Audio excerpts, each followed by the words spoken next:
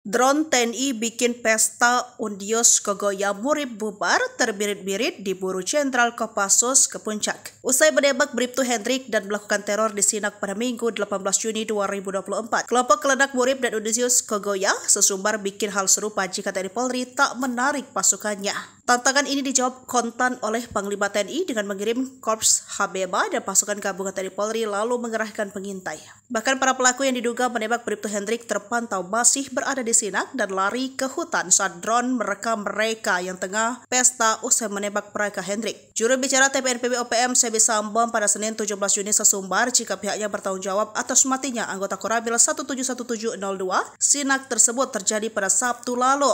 Panglima Kodap 27 Sinak dan pasukannya bertanggung jawab atas serangan yang menyampaikan kepada Panglima TNI untuk tidak melakukan penyisiran dan penangkapan sewenang-wenang terhadap warga sipil, kata Sebi. Namun sesumbar, Sebi ketakutan. Ia merengek meminta Panglima TNI tidak melakukan serangan udara dengan menggunakan heli dan drone dalam kotak tembak di distrik Hibidah. Alasannya karena pihak TPNPB OPM telah bersiap melakukan serangan darat selain itu menggunakan helikopter dan drone sejak 14 Juni 2024 dianggap tidak seimbang sesuai hukum internasional. Diketahui, aksi kejam OPM ini dibayar tuntas dengan serangan kilat pasukan yang dipimpin Panglima Komando Gabungan Wilayah Pertahanan 3 Legend TNI Richard Tampu Bolon, membuat OPM gemetar. Bahkan berdasarkan informasi, dua gembong OPM Undios Kogoya dan Kelenak Murib yang dikenal kejam itu lari ketakutan dan kini masih dalam pengejaran dan terpantau masih berada di wilayah pegunungan puncak Papua oleh drone dan heli TNI Polri. Pihak TNI menjamin tidak melakukan serangan udara, namun semua itu bagian dari patroli di kawasan Barikas yang ditinggalkan OPM di distrik Bibidai, Paniai.